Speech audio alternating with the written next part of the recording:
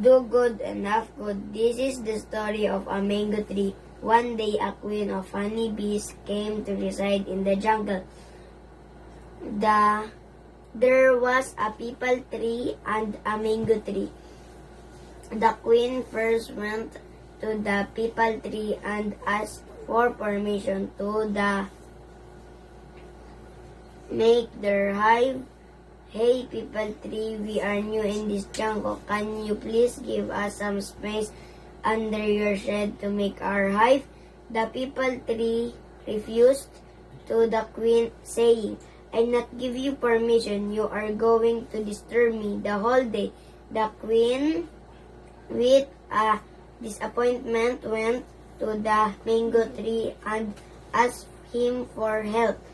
Please, mango tree, can I make my hive under your shed? The mango tree was kind and sweet, just like his fruits, and he agreed to give permission to the queen.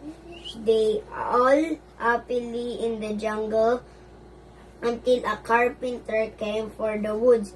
He firstly liked the mango tree and wants to cut it, but he noticed and to the beehive and decided not to cut it.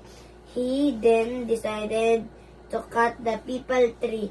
As the carpenter was trying to cut the peepal tree, he began to cry for help. The mango tree listened to his voice and asked the queen of honeybees to help the peepal tree, and queen refused to help and said, the peepal tree did not allow me to make my hive. He was very rude. I'm not going to help him.